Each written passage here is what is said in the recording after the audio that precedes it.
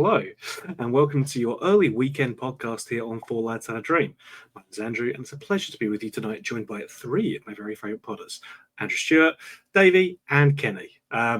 Kenny, obviously, we are talking about, initially at least, the Kilmarnock game. I mean, for a game that we had basically written off and were going to ignore a week ago, this one had a bit of everything. And I know that you already went through the game in detail with Stevie on Wednesday night.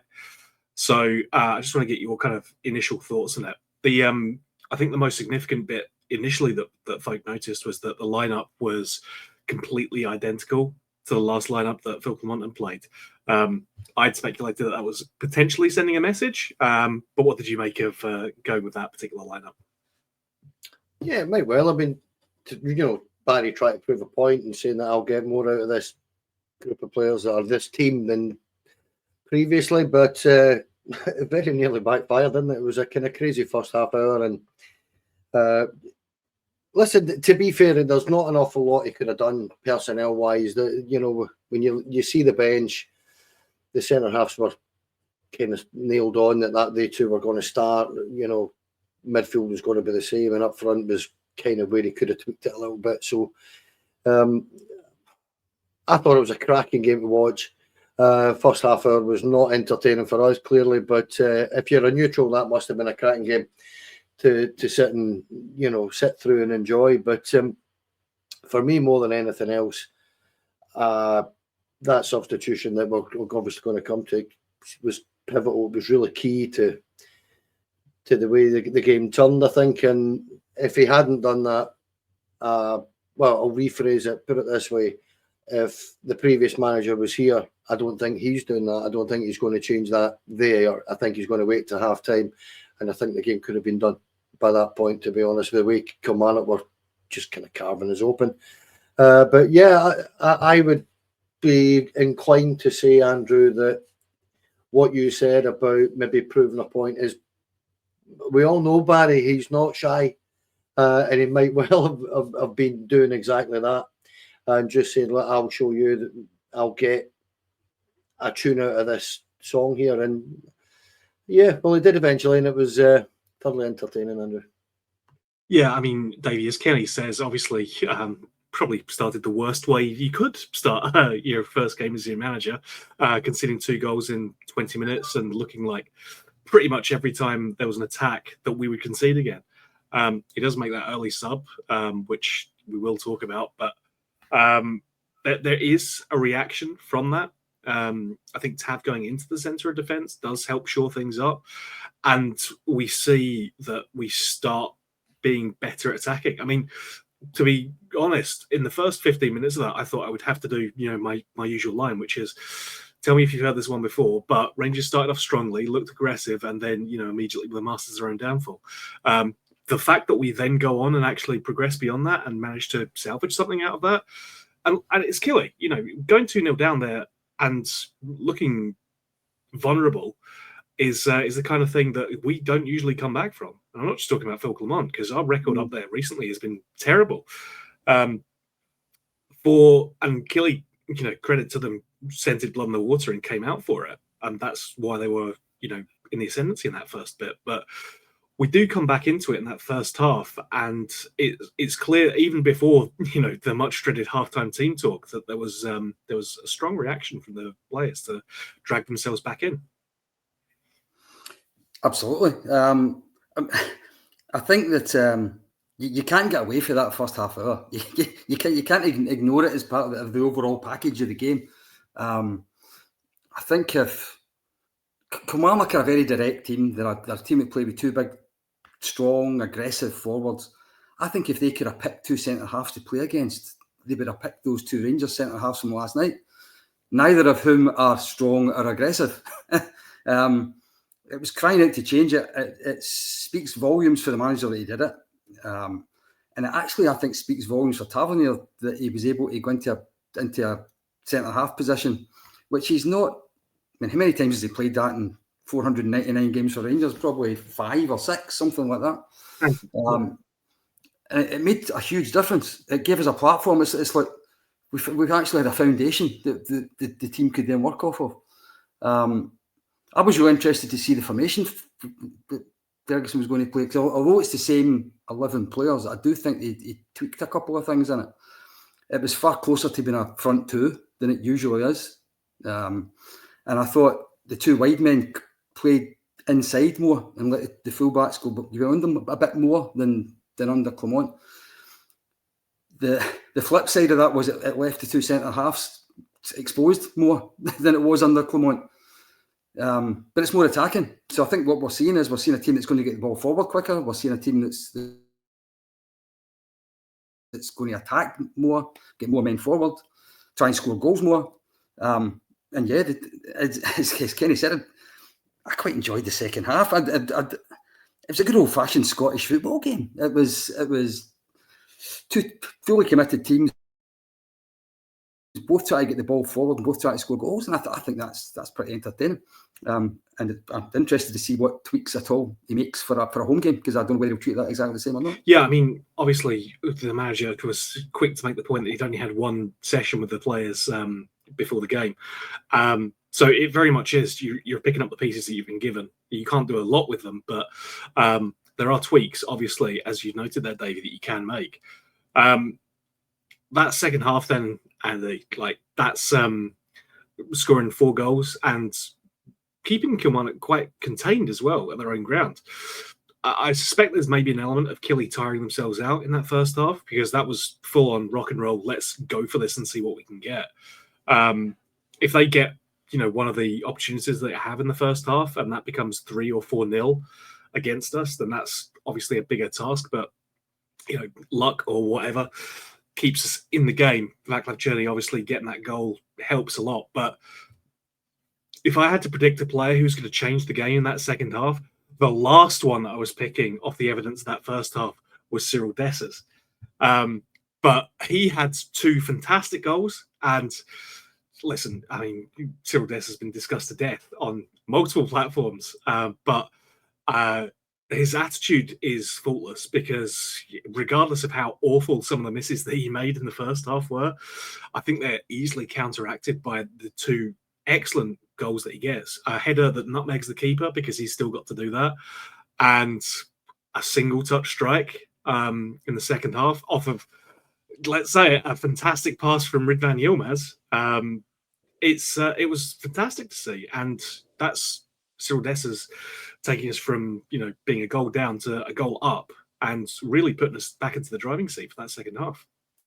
I feel like, though, we've had this conversation before, and we've talked about he can miss 2, but then he'll miss a.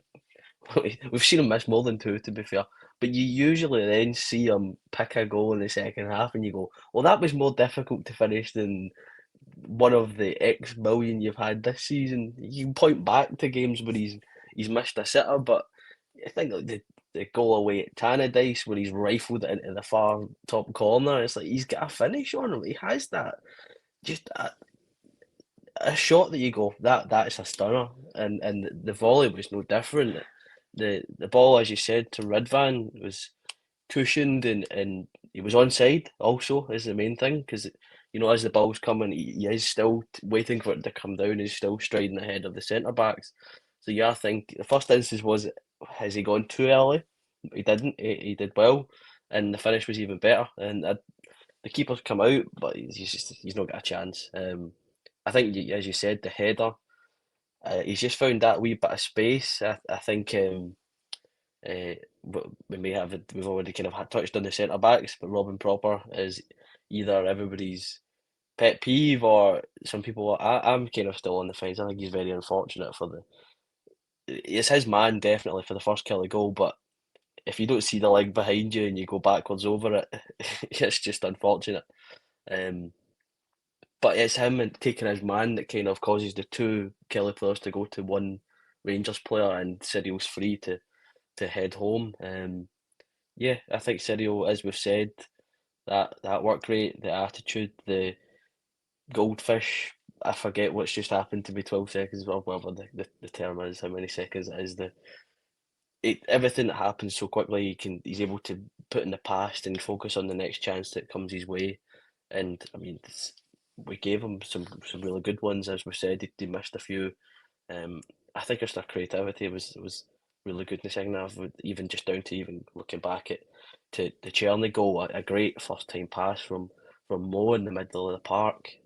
Yeah, I think it was probably the best kind of display of attacking football I've seen this season. Yeah, I mean, I think the tempo that we set was just a vast improvement on what we'd had previously, and something like that just helps, forces Killie into mistakes. It means that we are more on the front foot, and it was great to see. Let's dive into it, Kenny, and I want to get everyone's views on this. But Clinton Intiala comes off, and it does turn the tide. Sky with, quite frankly, almost a murder of a graphic throwing up that there had been just vastly more Rangers shots on target and shots and goals since he came off, and then the stats prior to him being on the pitch. That would feel harsh to me. I would be, asking questions. But it's undeniable that it did make a difference. How much of that is down to Tav coming into the centre back and steadying the ship? Because in that first, half an hour, you could have easily taken off Robin Proper, as Andrews said, or the FD didn't look particularly confident there. Tav does what Tav does at right back, which is never fantastic defending, but competent enough. There could have been anyone who came off, quite frankly, in that first 20 minutes, because none of the team were playing particularly well. Cyril Dessers obviously missing his couple of chances before he then goes on to win us the game. Do you think it was? Do you think it's too harsh to have taken Clinton off, or is it a case of you have to live up to the standards here at Rangers? And if you're not doing that, then you're going to come off, whether it's been 25 minutes or not. Yeah. Well, look, you guys are in the chat, and if you recall, I'd said after 20 minutes, and I think it was Cheryl as well had said that, get Proper off after 20 minutes. And strangely enough, Stevie and I discussed it last night. Within 10 minutes of that, it was getting Cial off because he had just completely crumbled in that 10 minutes. And it was one of those kind of comical situations that you see sometimes, that everything that comes your way, you're making a ricket of, you're absolutely making a backside of it. And that wasn't just the young boy, that was Robin Proper as well. You could have taken either or both of them off, Andrew.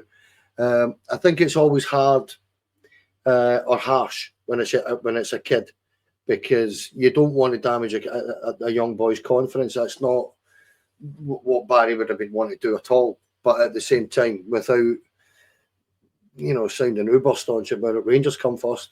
The player comes second. It's what you have to do for the benefit of the team sometimes, and it's why I'm not a manager, because I would have got that all wrong. I must admit I'd have taken Proper off, but Barry got that bang on, didn't he? And I just feel personally, Andrew, that it's difficult to kind of overly complain about the young boy, because he's come in due to circumstances.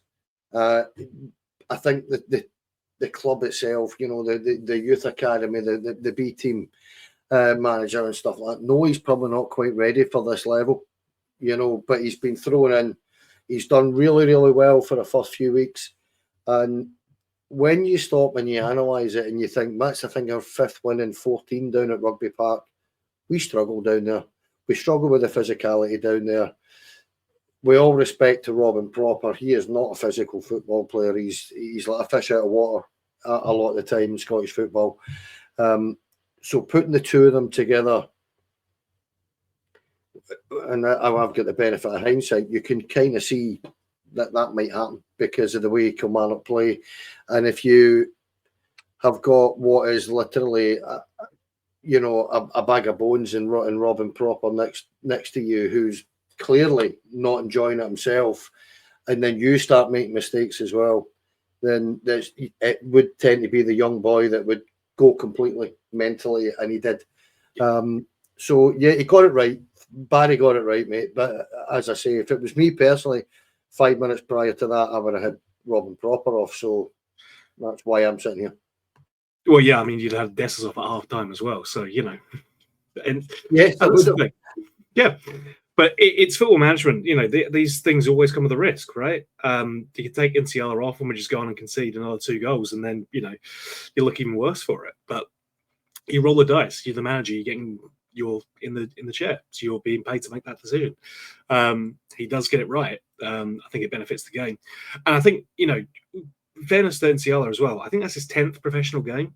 He's got plenty of time left in his career to come back from that. But Davie, I mean, there's been that kind of typical, maybe just slightly contrary for being the sake of being contrary, which is like, how could he take him off? But I think the proof's in the pudding ultimately. Despite how mean the Sky graphic was, it was, it's a stat. It is based on facts. You can spin them however you like, but the truth is we just improved after he came off. As I say, I don't know how much of that is down to him coming off or Tav steadying the ship, if you like, in the centre of defence. Let's be honest, we were so bad at the back that somebody had to come off. And yes, you could debate which one it was, right? I think we should also bear in mind the goals we conceded on Saturday. Unfortunately, the young guy was responsible for them as well. The manager may just have thought he's going through a really hard time. It's maybe for the good of him in the longer term, just to take him out of the firing line just for the rest of tonight. Plus the fact Proper's the more experienced player, the higher earner, the big money. You might be saying to him, "You play your way out of this." We shouldn't be relying on a young boy to pull us back out of this. You should be the guy that's actually doing it. So at the time, I didn't care which one of them. I probably wanted both of them off, to be quite honest. Although we didn't have two to bring on. But yeah, we've got Rafael Fernandez, who's played a game. I think that's it in his career. Yeah, so he was the one I was expecting to come on. I was expecting him to come on, but I suppose, to be fair, I don't know if Barry Ferguson's ever even seen him. So he probably just went with something that he'd seen before, because he'd seen Tavernier playing centre half before, and we can't complain anyway because it worked. Yeah, that's what it comes down to, Andrew. Like, it worked, regardless of whether it was the right thing to do. Ultimately, it was the right thing to do because Rangers won the match afterwards. So, yeah, I get, as Davie says, certainly wasn't expecting that move. Chucking Ridvan on to play at right back, where barring one game, he'd been pretty poor there. Bringing Tav into centre back, which we've seen before, and he's been decent there. But yeah. It's a sub that when it happens, you're like, well, I recognise we had to make a change, but does it have to be this change? But hindsight, it's a wonderful thing. And afterwards, it looks like it's paid off. It was one of these where it lands on the spectrum of, I could think of, including that 1-3 and kind of modern-ish Rangers, from my quick glance back in the old memory box, is you've got Cantwell coming off early against Aris Limassol at Ibrox. He brought on Ross McCausland, who went on to score the equaliser to get it 1 each. And then also Andy Halliday coming off against Celtic in the first half, which was similar. Like, I think the Cantwell one was a bit of a shock, but he was at my side of the park, and I kind of went, he's having absolutely no impact. Halliday one was a bit more out of the blue, and that was kind of more of the shock value, which I was kind of in the Insiala lands into, because you kind of had to make a change. I was sitting there going, we're going to go to a back five? Are we going to take off one in the midfield? Are we going to take off a striker and go to a back five? But yeah, I was then going, so we've said that Clinton's too weak in this, and we've brought on someone who the main criticism has been he's not physical enough to play in Scottish football, when Ridvan.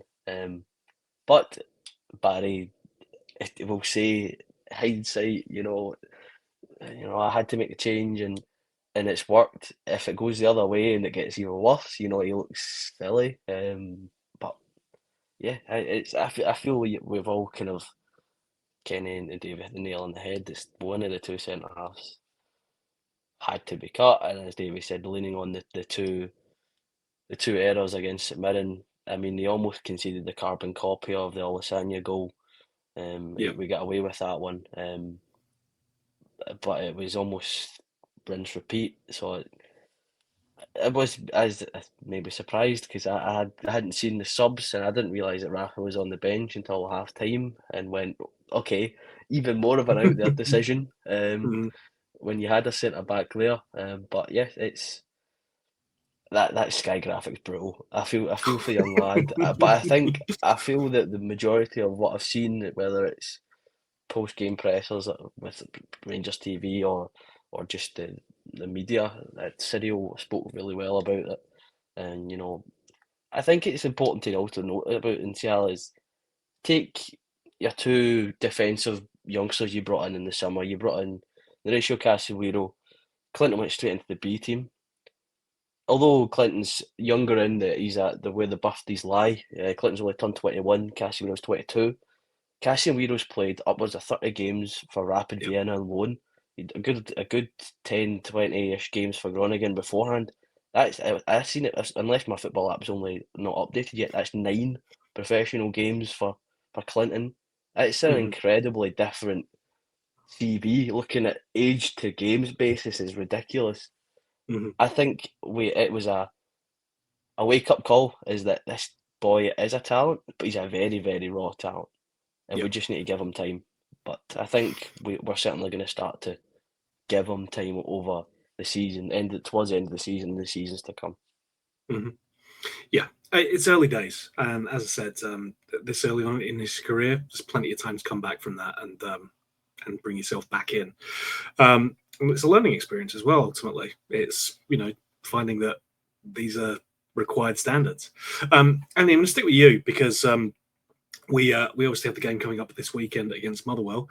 It's a home game, Saturday at 3, which is always a lovely kickoff to have. Rare, but it does happen sometimes now. And the interesting thing is going to be what changes does he make to the team? Does he stick with Tav at centre back? Does he just decide to keep consistently naming exactly the same team until the end of the season, just for shits and giggles? Or yeah, what do you think the thinking is now that we'll actually have more than a day to prepare for the game? Christ, you get out me to psychoanalyze Barry Ferguson. Christ. I think a lot has been said about, the CV he's got. He's been out of the game a long time. But I think that as we've discussed, the sub shows he can be ruthless, but in the way that if you don't want to see it as hindsight's brilliant, it's an inspired change that leads his team to a win. There is tact. It's not just Barry the midfielder. There is a football manager in there. Evidently, he'll have to have that discussion with his team. I don't know if Neil McCann stopped bouncing after the goals from last night. He seemed to be absolutely loving it. But once they've settled down, I'm sure they'll have a discussion. Some interesting, as we said, characters in that management team. See what their opinions are. How many of them see it the same way? Is there any differences in opinion across the 11 that started and the subs who came on? Football Twitter's favourite, Nadeem Bayrami, got a goal, which I did not see coming. That was on the list just slightly after Rangers to score 4 goals away from home on the list of unexpected By things to by happen. kicking it through the goalkeeper as well. Yeah, That's good. yep. That was a big surprise. Um, does he have a shot? I don't know. It's one of these where we also need to take into account the Rangers element of this, which is how many of the players are injured after that performance they put on the other night, and where does that link into the players available for selection? Um, it's kind of nuts. I put it in the group chat today. Where's Dujon? I'd completely forgotten about him until I was looking through the players in the squad. Um, there'll be and Oscar Cortez appearing back in training. It's like what's happening? Just having that kind of napalm dropped on me of the takeover, the manager getting sacked after just getting by Queen's Park, just putting that out of my brain, and all of a sudden Barry and his lads come in. There's too information overload. Honestly, I'd be happy if I got that and I'm in Ibrox and just as the game's kicking off and that simplifies it down. Um, I will be refreshing Twitter for the team lineup nonetheless for Saturday. I mean, it was what we were saying when we were previewing the Killie game that whatever happens is going to be interesting, and it certainly was that. So yeah, looking forward to Motherwell. Davie, how do you see that one going? I mean, it's Barry. I know asking you to predict this is a fun one, right? But yeah, I mean, we've got Barry brother has got a bit more time to look at the squad. He's obviously got to reflect on the performance at Killie because while there were 65 minutes of it that were quite good, there was another 35 that were quite terrible. And so there's going to be that thinking of I would prefer a 90-minute performance instead. So how do you see it going, man? Well, I think if it wasn't the new manager, see if we still had the last manager, we would be talking about what players will we be resting for Fenerbahce. I think, because the Fenerbahce game in reality is far more important to the rest of the season than the Motherwell game this Saturday. But in saying that, the Motherwell game is the first home game for the new management team. They've lost their last 2 home games. We want to get Ibrox rocking again, but we want to get some momentum. And Ferguson's already talking about he wants to get a winning run together. He wants to win football games one after the other. So I don't think he'll make too many changes. But I do think he should probably have the game on Thursday night in mind as well, if that's possible. So, but it depends who's fit. I think Andrew's absolutely right. When we talk about what changes do you make, the first question you then have to ask is, well, who else is available? And I don't know whether there's others, if Suter or Balogun are going to be fit. I don't know. I don't know if Barron's fit yet. I don't know if Danilo's ready to start the game yet or not. So I personally, what I would do, if Suter or Balogun was fit, I would play them and I'd put Tavernier back to right back. I don't want to get into the habit of playing Tavernier in there because it'll eventually go tits up. And for all that, I really like the guy. I don't want to see him at centre half for any longer than he needs to be there. And I don't want to see Ridvan at right back, which is even more important. So if any of them's fit, I would play them. I think the likes of Cherny, Diamande, Raskin are so important to the team right now. It's hard to see anyone coming in for them, but they can't play every week. So when do you rotate one or more of them? And the other one for me is Igaman. I would seriously consider if he's going to play the same setup, I'd like to try Danilo beside Dessers to see how it looks. So I think he's got options, but I don't want to guess what those options he's going to do with them. Maybe not as many as we like him to have, right? Yeah. Given the treat room and everything that's going on with that. Kenny, unless you have any burning thoughts on Motherwell, I want to give everyone an update on what the latest thing is with the transfer takeover situation. Do you have any burning thoughts about Motherwell? The only thing I would say that Davie's made a good point there about the Fenerbahce game. He might well not make a lot of changes purely on the basis that we've got a free weekend next weekend. So the Fenerbahce games are back-to-back. And he's got a couple of days extra to look at the squad. But I tend to agree with Davie in terms of Hamza Egerman. I'd rest him and make sure he's ready for Thursday. Because I think that's the type of game that we could be doing with that power and pace. Centre half, I don't think he'll play Enciala. I think he will try and figure something out there, even if that does mean Tav playing there. But I'm like Davie, I don't think he will necessarily do that, but I think he will give Enciala a rest. I think he's had 2 absolute shockers in a row and he's taken out the team.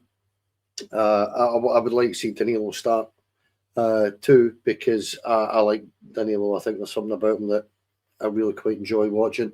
But apart from that, mate, again, Davie's made the point. There's not a huge amount we can do in the midfield. That we just don't have the bodies to change much in there.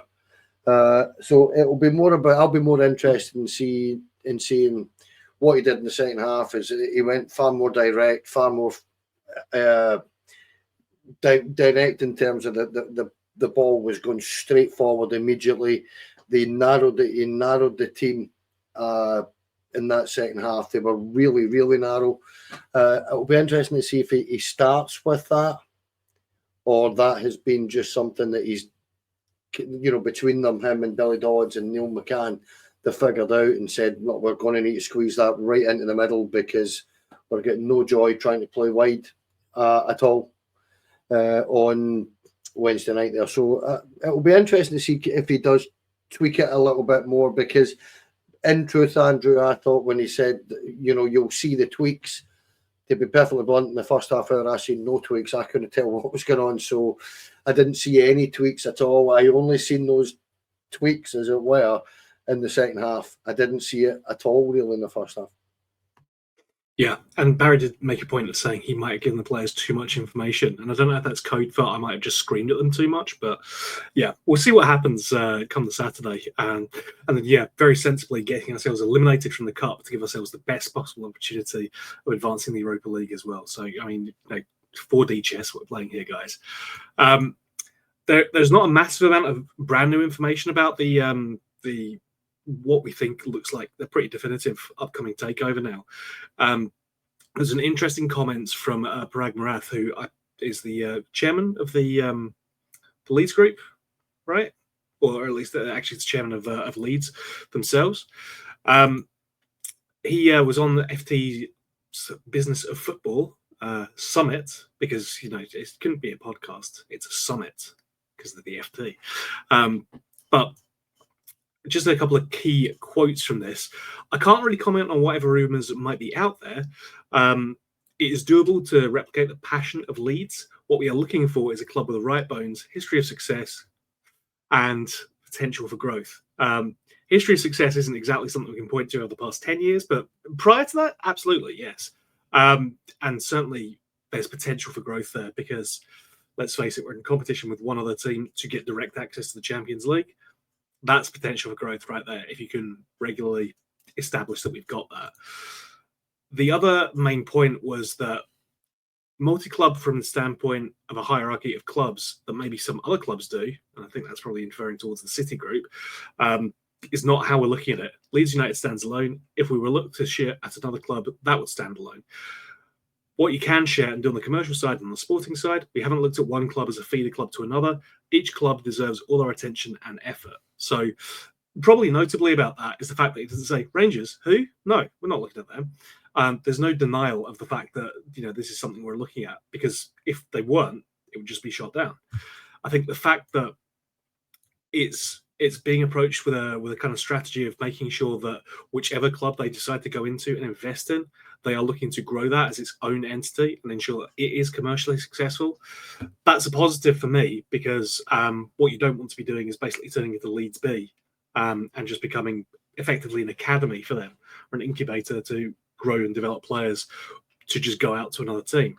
So that's positive to see. Kenny, I'll come to you first, mate. But again, we're hearing all the right kind of noises about this from the prospective owners and people who will be involved in the commercial side, and that's positive for me.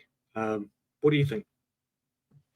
Yeah, it's an interesting we interview or podcast with McGrath, and look, the thing.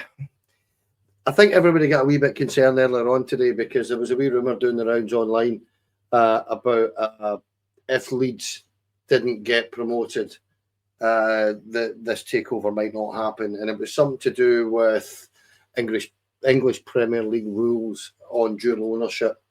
But we've been informed that those rules are getting changed in June regardless, and it's not going to make a blind bit of difference. So with that coinciding with the interview,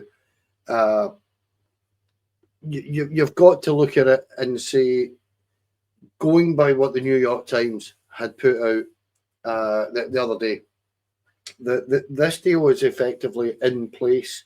They have a number of different ways of going about getting the 51% that they need. If they have to, there's different ways they can do it. So they are pursuing this. As far as we're aware, going by the information that's out there, this is at the due diligence stage. Now, if anybody knows about business in that sense, if it's at the due diligence stage, then it's really far down the line. This isn't not going to happen if they're doing due diligence, as long as everything's cleared. And when you look at it, just to give you a different take, because I know the other guys are going to talk about this, but if you actually look at what Rangers board or the investors have done over the last year, with cutting costs and downsizing and getting high earners off the wage bill and the player playing squad, etc., there's where your due diligence is going to pass with flying colours, because they have literally stripped all, as best they can, they're stripping losses out of the club, so that when it comes to this situation, the due diligence will not be an issue. That's what I would say. And I understand that people were getting a little bit concerned earlier on because the rumours doing the rounds. But when you actually, and I'd recommend everybody that's watching this that go and read the New York Times article, go and watch the podcast, and your mind will be put at rest to a certain degree, because I think this is happening. I don't think there's any other way about it. And the last thing I would say about it is that, they're talking about potential growth. That potential growth is called commercial growth. And quite frankly, when you look at Rangers and our potential commercial growth, we're not even, I genuinely mean this, as a football club, I don't even think we're about 10-15% capacity. We have got loads and loads and loads of avenues that we haven't even considered, because we're not being run by a company this size. And the minute we are, you will see opportunities arise that we, as Rangers fans, wouldn't have dreamt of. From stupid things like going back over to America to play a game, play friendlies, that'll be very lucrative, which isn't unusual, but it's the tie-ins that the San Francisco 49ers enterprise has, along with Andrew Kavanagh, who seems a very, very wealthy guy himself. These tie-ins are going to be enormous for us, so let's just hope that it carries on as normal and gets to its fruition, and we move forward into a bright new future, Andrew. California dreaming, man. Davie, I mean, this stuff is all very exciting. I'm going to come on to Andrew in a sec, because I know he's been traumatized throughout pretty much his entire time following Rangers about boardroom drama, so I'm sure this is going to be a welcome, happy time for him. But I mean, this is basically the way the football has been generally going. You're seeing corporations, consortiums getting into the business of football. These guys seem like they've got the right approach in terms of wanting to grow the club. As Kenny says, there's potential there for sure from a commercial perspective. But and in and of itself, Pragmarath just seems really passionate about football in general. For if a chairman, a CEO, someone high up in the business world, and that's quite nice to see. It's interesting times ahead. Yeah, and I like to.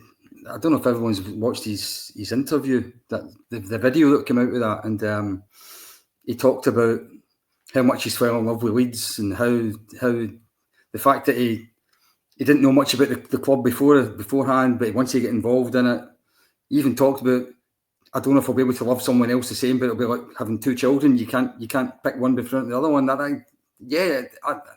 He came across really well.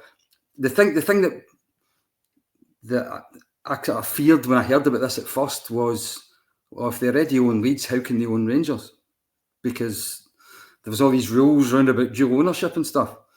But my understanding, and you guys can keep me right, because I'm a football man rather than a businessman. But my understanding is that the owner of Bournemouth already has got a big stake in Hibs, and the Scottish authorities told them that he could have as much as 30% of Hibs, and that wouldn't be a problem.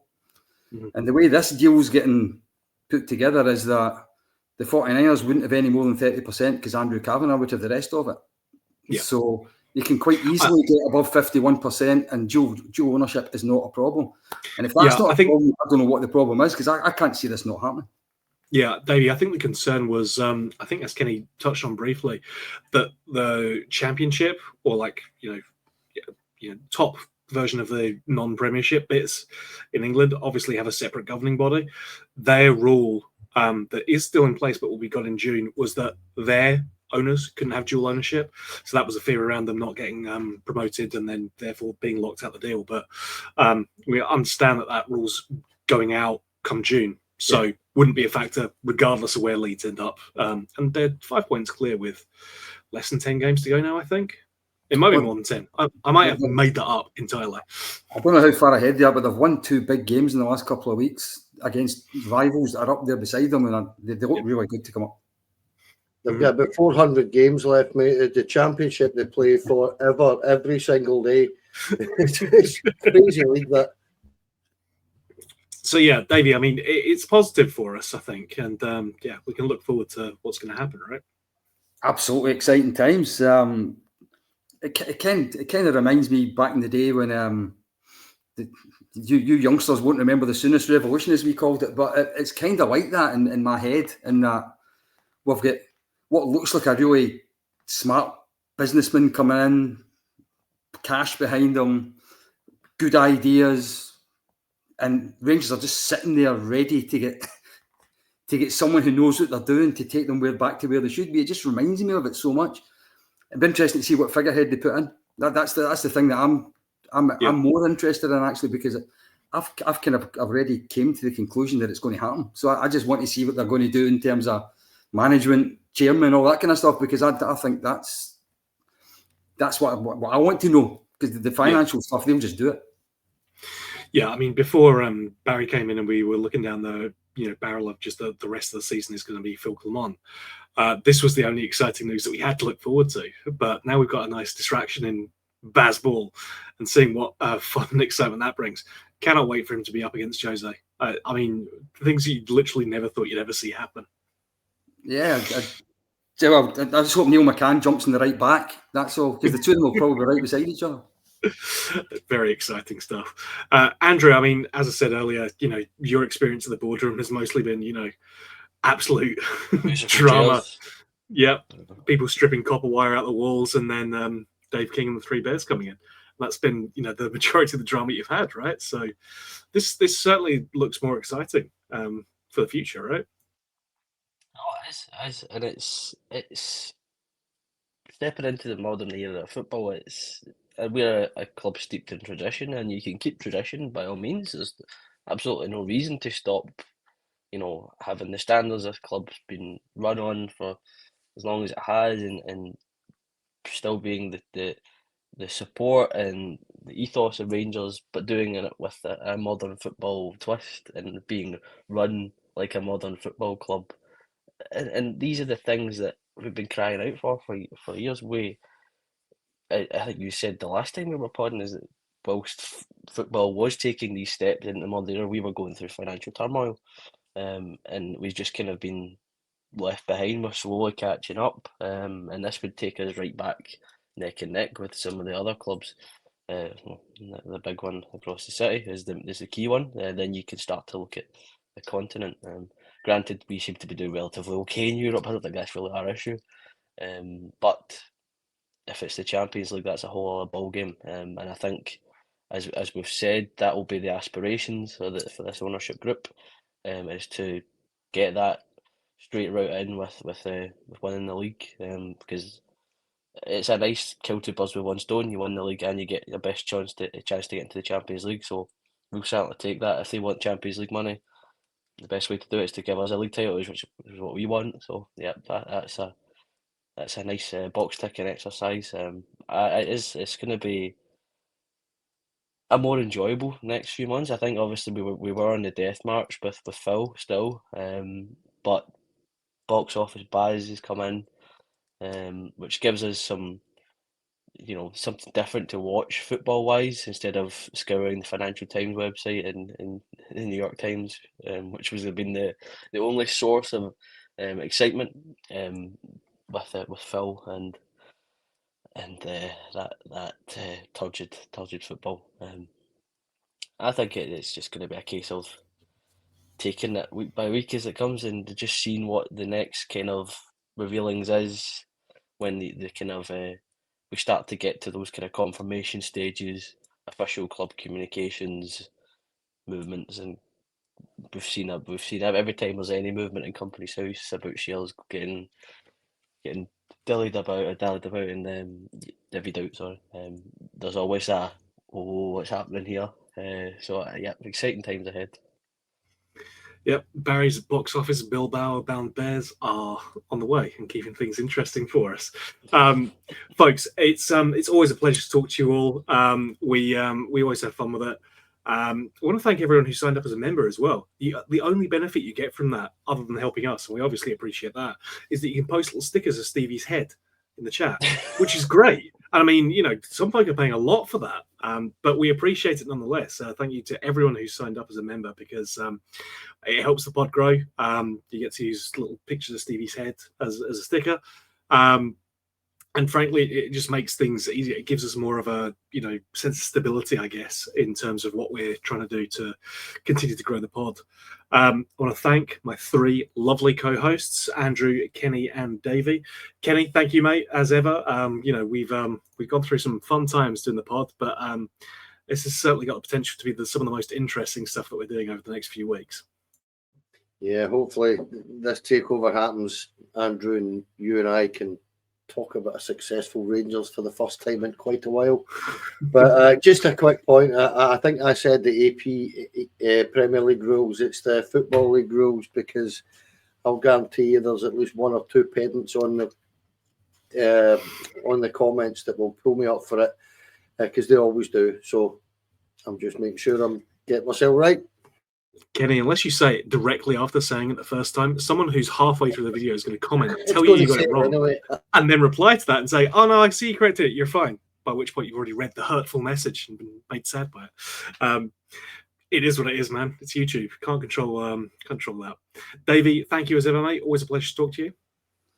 Thank you. There's one last thing I want to mention, if that's okay, because I forgot to say it earlier on.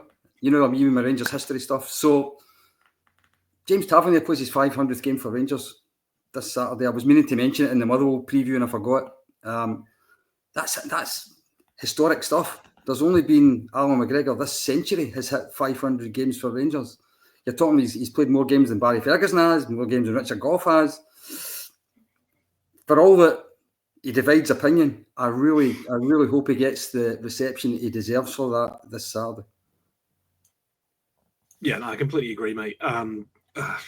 As you say, whatever else you can say about Tav, the fact is he's been a loyal servant. He's served his time. That sounds wrong. Maybe it is serving your time when you're playing for Rangers sometimes. But you cannot question his devotion to the club, one way or another. He didn't have to play all those games. Could fairly easily have got moves to England earlier on in his career with us as well. And the other thing I would say about that is we talked about injuries so much earlier on. He's the quickest Rangers player ever to get to 500 games. Nobody's ever done it quicker than him in the history of the club. Yeah. His availability has been absolutely incredible. Yeah, no, I completely agree with that, Davie. And I think it's a point well worth making.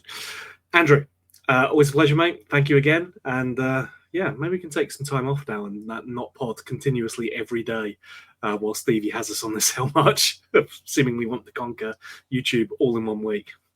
Well, bring it on. Why not? I think I was feeling pretty ill myself start of the week, but we're getting towards the weekend. Barry's pulled off some magic at Rugby Park. Back to Ibrox in a slightly more positive mental state. After, as me and Kenny said pre-St Mirren, I don't know how I can go on if St Mirren does, and they did.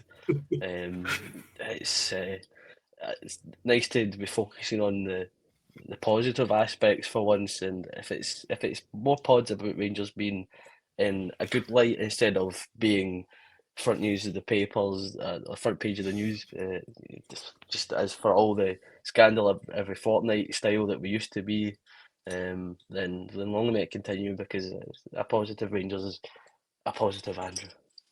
Hey, I love that. And completely agree with you as well, mate. Folks, again, can't thank you guys out there enough for watching or listening to us.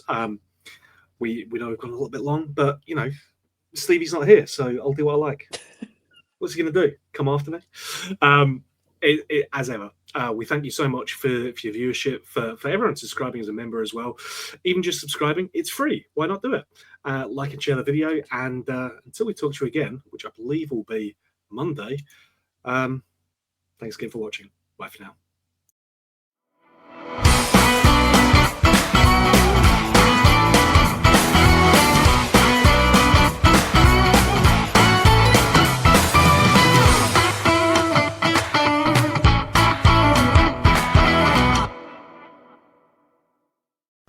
Four Lads podcast is sponsored by Rhino Express, Clydeview Joinery, Athol Industrial Solutions Limited, and CSD Air Conditioning, along with Art of Gold. Thank you for listening or watching the podcast. We hope you enjoyed the show.